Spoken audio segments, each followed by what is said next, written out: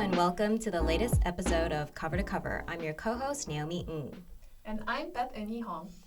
Today, we welcome Sora Kim-Russell, a literary translator from California currently residing in Seoul. She received an MA in East Asian Studies from Stanford University and has translated a number of prominent Korean writers, including Hwang Sok-young, Pyun Hye-young, and Chun Sung-tae. She was longlisted for the International Booker Prize in 2019 for her translation of Hwang Sok-young's At Dusk, 해질 무렵. She has taught courses in translation at Ewha Women's University and the Literature Translation Institute, Korea, and has sat on the panels for translation prizes such as the PEN America Translation Award. Her own poetry and prose has appeared in various publications. Welcome, Sora, to the Cover to Cover podcast. Thank you for having me. Yeah, it's good to have you here. I hope you didn't have trouble finding your way in. No, found it pretty easily. Thank you.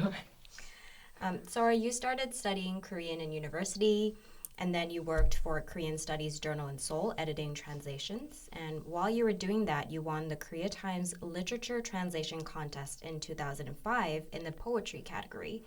Then in 2007, you went on to win the LTI Korea contest for new translators. Can you tell our listeners a bit more about how you got into translation and what keeps you going today? Sure. Actually, you've summed up how I got into translation pretty well. But I guess what I would add to that is what got me into part of what got me into translation is also what keeps me going, and that's my fascination with translation itself as a form of writing. So I came into it as a writer of my own stuff, and I thought, I initially had an impression of translation as maybe a way to expand my writing skills or to learn more about how to write. But then I really got drawn in by, like I said, translation itself as its own sort of genre, its own mode of writing. I liked how there's sort of rules and constraints around what you can do, but then within that there's room for creativity and for play. And I quite like that tension between the constraints and the play. It reminded me of certain forms of poetry where you have, line lengths or syllable counts or what have you, but that restrain you, that are limiting what you can do, but then the joy of it and the beauty of it is what can you do with that and sort of push beyond the boundaries. Also, as a writer, one of my struggles was always structure. And with translation, it's sort of given to you. You've got everything in place, and you get to do the fun part, which for me is playing with words and putting them in different orders until they strike the right chord for me. So that was a big thing that keeps me fascinated with translation. Beyond that, what also keeps me going are my relationships with specific writers. So I tend to work with the same writers. And the two that I translate the most frequently, Hwang Sok-young and Pyun Hye-young, they kind of don't want to have a lot of different translators, as far as I can tell. With Hwang Sok-young, it may be more his agent who feels that way, that she wants to have a consistent voice for his works. So, like recently, I've done a couple of co-translations, and it was I had to really go to bat for my co-translators to convince her that it would be okay, that it wasn't going to be this huge departure in style or voice. She really wanted, like I said, for there to be just one translator on his work. With Pyun Hye-young as well, she has expressed at different times a desire to not have like lots of different sort of takes on her work, but to have a more consistent relationship and style. And I like their work too. So for me, I'm really motivated to keep working with them. So yeah. That said, I will admit that it sometimes is tempting to stop translating. Like, if I can be really frank, I'm not alone in this. I'm hearing it from other translators. There's a kind of an ironic thing where the longer you work as a translator, the less you get paid. The rates haven't really gone up. They haven't gone up to match either cost of living or our own experience. Like, it's quite difficult to say, like, we should be able to say, okay, I've translated X number of books, like, maybe I could get paid a little more for this next one. Maybe, the pay can reflect the work, the years that I've put in, but it doesn't happen. There's different reasons for that. A lot of our funding is through government grants, and there's limits on, for whatever reason. I can't speak to why those institutions or how they scale their pay, but yeah, it's one of the really big challenges that translators face is getting paid fairly for our work. And the longer you stay in it, like I said, you're not really seeing the value build. And then there's a point where you've put in so many hours on a project and you think, okay, what have I actually been paid per hour? And it can be a little bit shocking. So there's, we translate, most of us translate because we love literature. We love the writers that we work with. And we're happy to do that labor. But we also have to eat and pay bills. And so that side of it, like I said, that there is a more practical side of like, what's keeping me here and can I afford to keep doing this? Yeah, and in addition to all of your experience in the literary community, literature translation community, you've also been a mentor and teacher, and yes. Based on your personal experience, has there been a heightened interest for more translation of Korean works into English? And also, is there greater interest among people to become translators? There's definitely more interest, though for myself, I wonder sometimes where it comes from. There are other people who could speak with more expertise as to what the reasons for the interest are, what the different factors are. I know there are people looking at like K-pop and what's the role of K-pop in terms of driving interest. There's things like Korean cinema, Korean TV shows, which have been doing, as we know, amazingly well. Literature is kind of different. Literature works on a very different timeline than other cultural exports. Books take much longer to get out into the market. And so the things that are happening in other cultural spheres, it's harder to track how much it's influencing literature because of that gap. So as tempting, I'm tempted to say that the interest, for example, in Korean TV shows also means interest in books. But I don't know that that's 100% the case. Another aspect, as far as why there's interest, I mentioned government grants. There is a lot of support right now for translations of Korean literature, and I think that helps as well. For publishers outside of Korea, it's a little bit lower risk to take on a Korean book because of the financial support. And that helps. That's a tremendous help when you're selling a book to say it's funded or there's a publication grant that this institution will help. And so those factors really help to increase interest and demand because it's a little bit lower risk. As far as becoming translators, yeah, it's been really phenomenal to me to see how many people want to translate Korean. And of course, the cynical part of me is like, are you sure? Do you really want to join this party, which isn't always a party? But at the same time, I really love it because it's becoming so much more diverse. People from very different backgrounds, different reasons for their interest, and they're also discovering works of Korean literature that in the past might not have gotten that sort of attention and support. So yes, my answer to your question is yes, there's definitely heightened interest in both literature and in becoming translators. Recently, the LTI Korea expanded its categories for literary prizes due to the growing demand for translations into more languages. However, there appear to be some growing pains, particularly around the use of AI.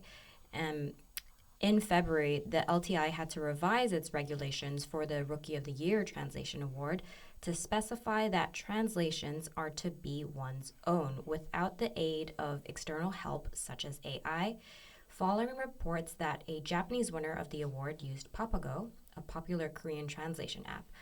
Sora, what's your take on this incident? Well, I think I just read the initial article that came out, so I don't know a lot about sort of the behind the scenes or what really went down. My immediate question was, how did they know? Mm-hmm. Did she just say so in an interview? Did they try to interview her and she spoke no Korean and they went, hold on, like how did this happen? That I was very curious about. And then the other question is, how do they plan to police this? I'm honestly kind of dubious about. I I don't know how they would catch. But I don't know how they would catch specifically the use of machine translation, and there should be, in terms of what like the limits of machine translation are, they should already be looking at things like accuracy. Like my question would be that I don't think a machine translation would be reliably accurate, but we should already be looking at that when we're evaluating translations. So yeah, it's an interesting gesture, but I'm a little dubious about what they can really do.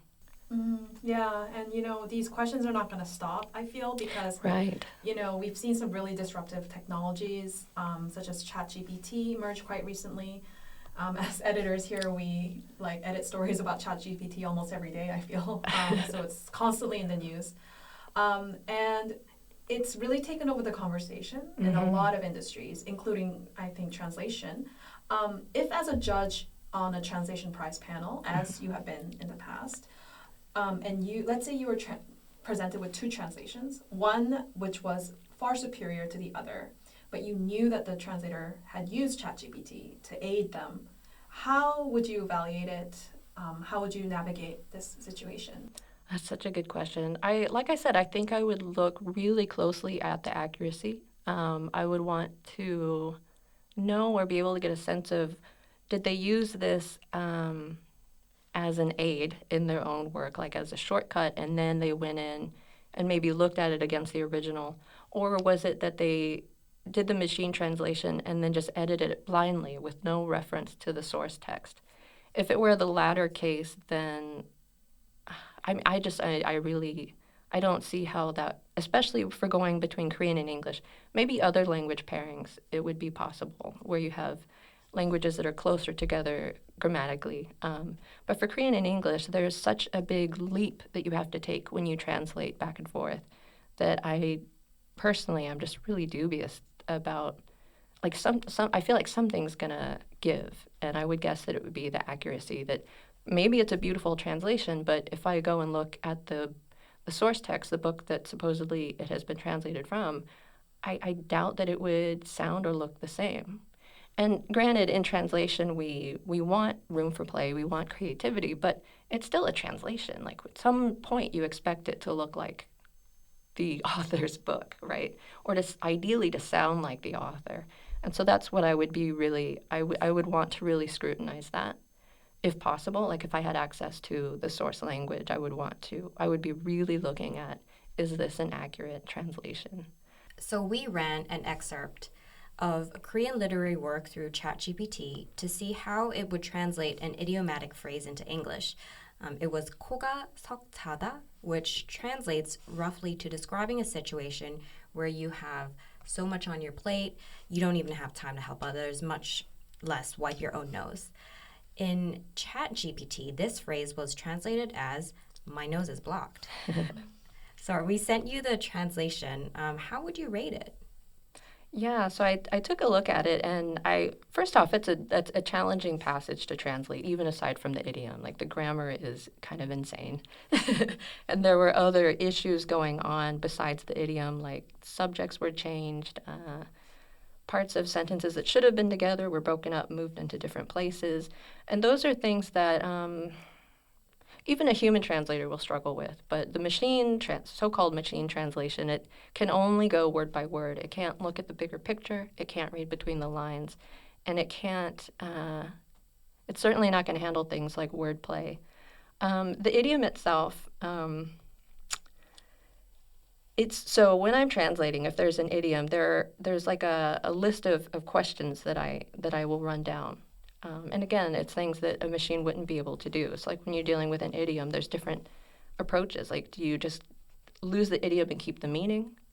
Do you find an equivalent idiom in the English? Do you keep the idiom but phrase it or gloss it in a way that the reader will be able to understand the meaning? And then if there's wordplay, like there are certain writers, Pang Ming-gyu is one of the classic examples of someone who will take an idiom or a phrase and then twist it and then twist it and twist it again.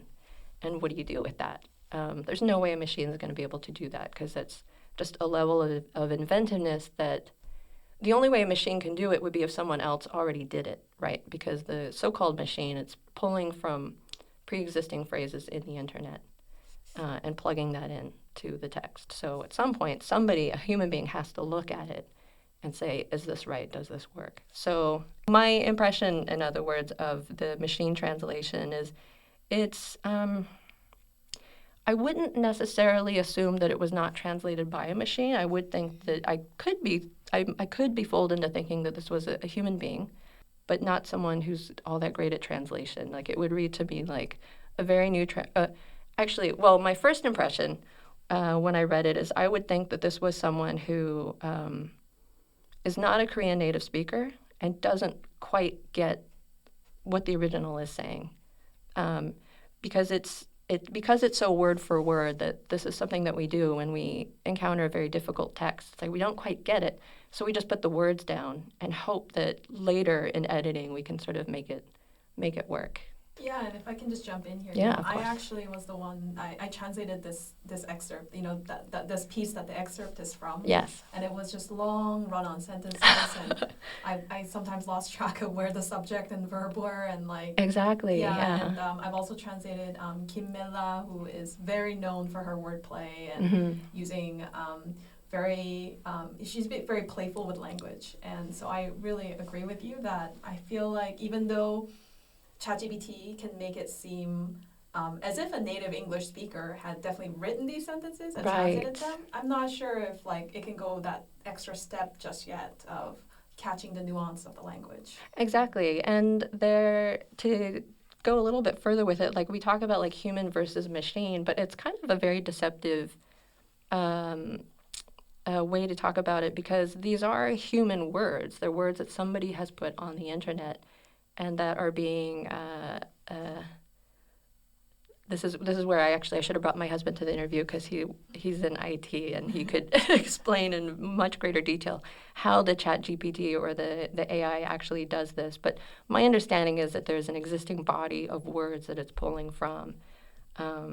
So there is still human labor behind this. In other words, like I think we should be careful sometimes when we talk about machine translation, because somebody did the work, and this is sort of capitalizing. Yeah, it's pulling from a database of that was created by humans. Exactly. Ultimately, yeah. Yeah, and he, just to plug my husband again, he was when we were talking about the ChatGPT issue, he made this other point that I thought was really interesting, that there's the corpus that it's pulling from, but apparently, and I'm sure you two probably know about this already as well, that there are people who have to filter all of this content, like human beings who have to go through all of this text to filter out things that are like racist and violent and would be very triggering. And it really struck me, because he was saying that they're very low paid, that it's like outsourced workers in Kenya who have to do this work, and it's very traumatizing work, and they're paid very little for it. And it's like, who is the work for? Like, we traumatize a group of people for whose benefit? So on the way here to the interview, I was really thinking a lot about like just the way that we idealize, well, the way we talk about machines as if there's no person, but the machines are people. There are people behind that. So there's something very deceptive in the language around it. Yeah, in order to improve the technology, you have to keep finding ways and people to get that information to feed the machine to learn it. Exactly. You said in previous interviews regarding a translation of Pae-sua's work that it was important to capture the narrator's tone and attitude right from the get-go, as Korean to English translation has an innate tendency to veer abstract and indirect. Can you talk a little bit more about this tendency in your personal process in translating some idiosyncratic elements of Korean into English? Yeah, I will try.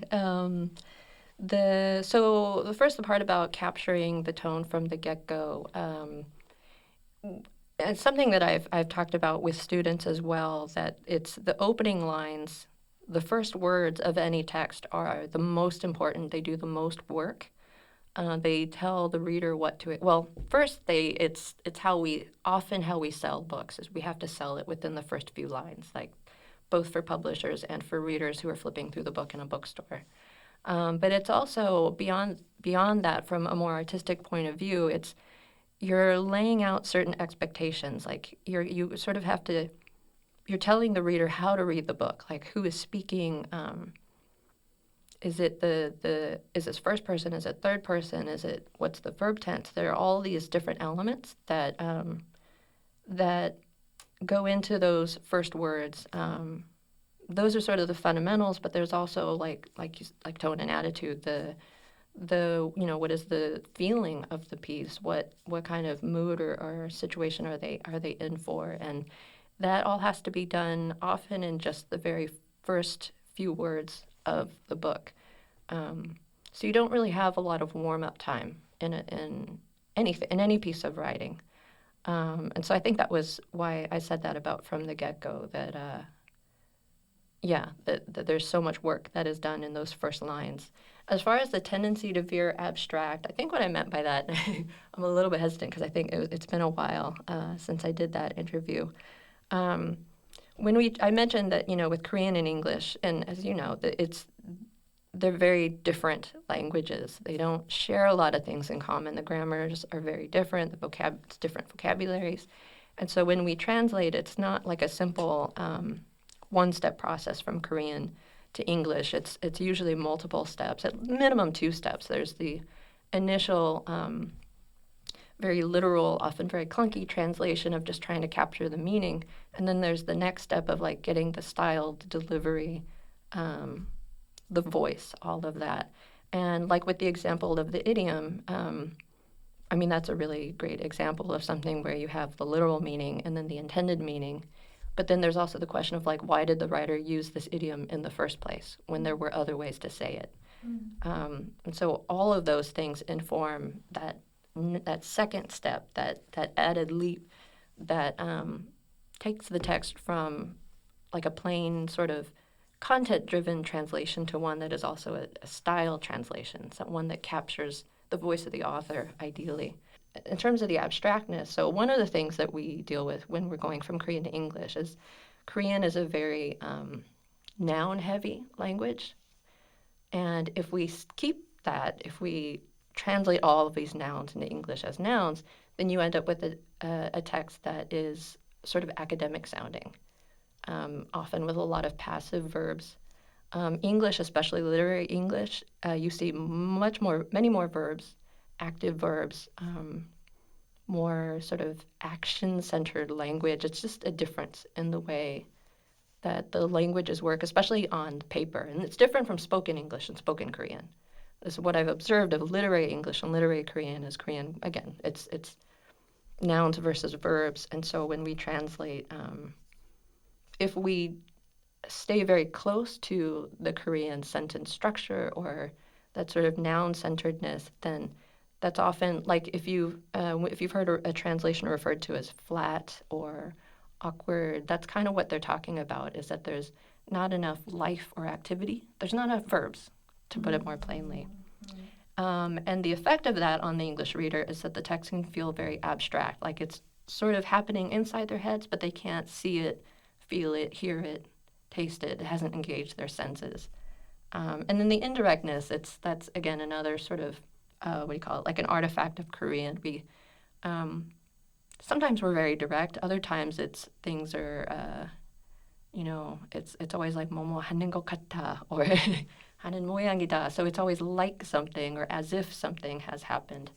And so those things often we have to filter them out in the process of translating. So I think that's what I meant about the abstract and indirectness of translation. If we don't edit, if we don't revise and look at the style of the piece, then that is what can happen to a translated text. Yeah, and as someone who does some amateur translating, I really connect to what you mean, because there is such a I guess impulse to be very literal. Yes. And then when you get so literal, it has that flatness, as you said, where it just like sounds like you're describing one action after another with right. occasional like she felt this. Yes. And yeah, so it takes an incredible amount of like subtlety and artistic interpretation, yes. and really delving into what was the author's intent, and who are they and what is their voice. Which leads me to my next question. we've noticed through your repertoire that there are certain authors' names, who recur. And we were just wondering, like, so how, what is it about these authors that, makes you gravitate towards them? And, how do you choose the works that you want to translate? Yeah, absolutely.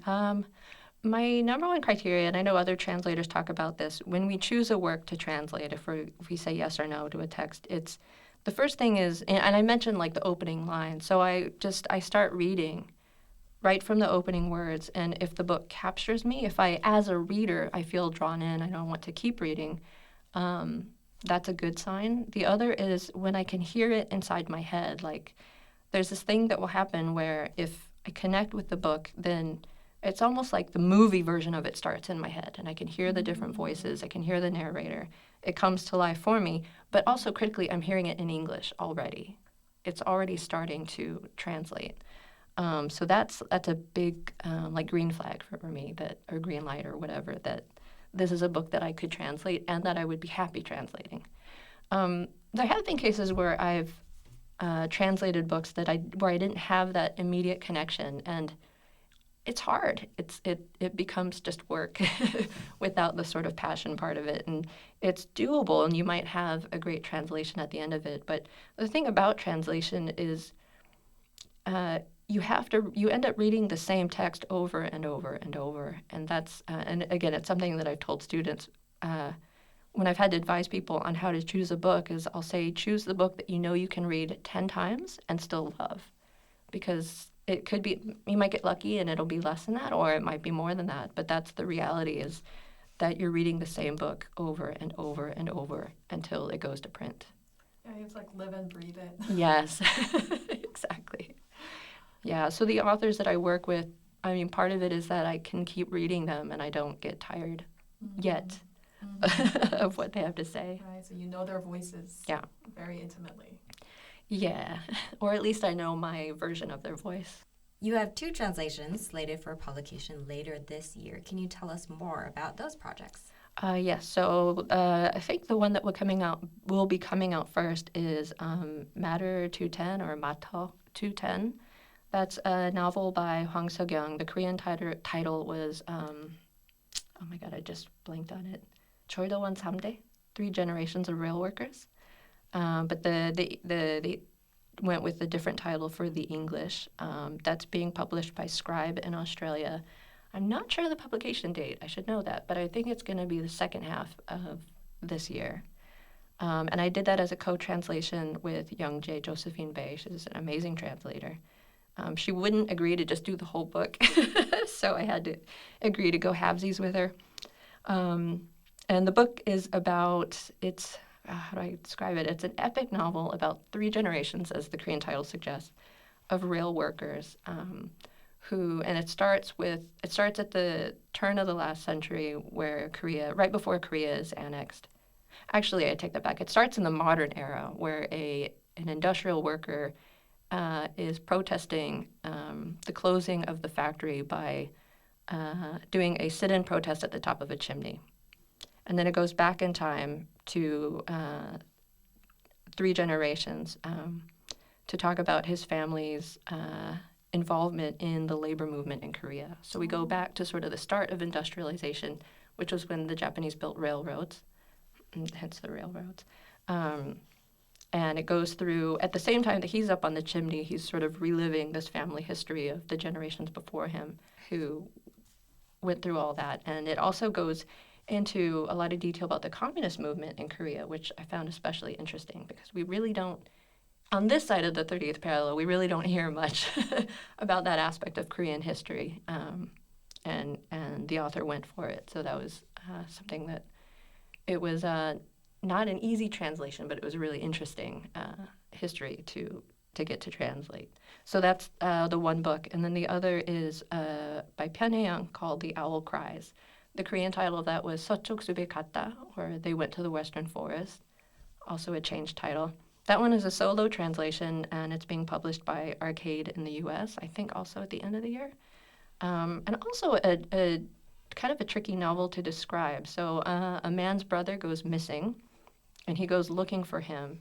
to this remote mountain village where there are all sorts of secret things happening, and you sort of learn about what's going on in this village. But what I found really fascinating is the themes, or were the themes that the author was dealing with. So there's abuse and sibling rivalry, and also some sly mentions of sort of toxic masculinity and the toll that takes, and also alcoholism and what that does to people and families.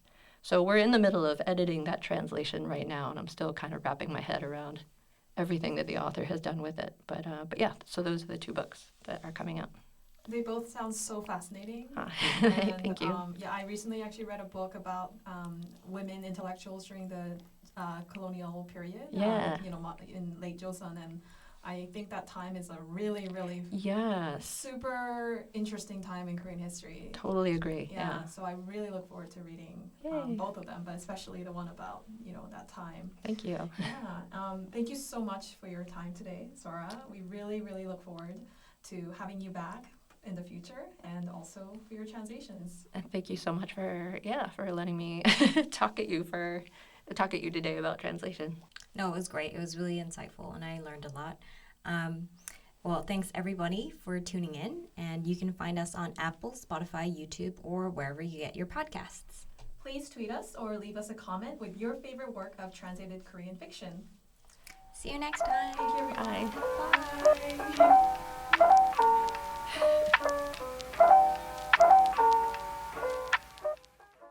I recommend The Actor's Nightmare by Christopher Durang. It's inspired by a lot of dreams that actors and actresses have. It's about when actresses and actors forget their lines. It's a comedy, so it's very funny. Yeah. 저는 요즘 좀 경기도 침체되고 이래저래 살기 힘들 때 소설을 항상 읽는 편인데요. 제가 오늘 추천하는 책은 신간입니다. 나온 지 한 달도 안 됐어요. 푸른 사과의 비밀이라고 아르망 작가님의 책입니다. 아르망이라고 하면 꼭 프랑스 작가 같은데 프랑스 작가님은 아니고요. 한국인이고 내용은 망원동에서 어떤 민주라는 학생이 길을 가다가 어떤 이유로 인해서 절망에 빠진 채로 뱀파이어들을 만났을 때 일어나는 이를 그린 판타지 소설입니다. 한국형 판타지 소설인데 읽으면서 되게 힐링이 됐던 것 같아요. 그래서 추천을 해드리고 싶습니다. I would recommend The Martian by Andy Weir. It's a science fiction book, and it's very popular actually, and it was also adapted into a movie, and I really enjoyed it, which is why I wanted to recommend it. The book I recommend is called The Subtle Art of Not Giving Up, and it's a book by Mark Mason, I believe. Mark Mason, it's one of those. He used to be a blogger, and he used to write a lot of blogs online, so what I found really refreshing was that his way of writing was a little bit more casual, and in this day and age where we have a lot of pressure to be perfect and to read very sophisticated books, it felt kind of refreshing to, read his book where everything was kind of like, don't worry, and just, it was entertaining. It was very refreshing. A lot of sarcasm. So if you're ever stressed out about life, then I would recommend giving that book a try. A book I would recommend is John Cho, the Asian American actor's debut novel, which is aimed at teens and preteens. It's called Troublemaker, and it takes place during the LA riots in 1992 and gives a perspective of a Korean American boy's experience in the area at that time.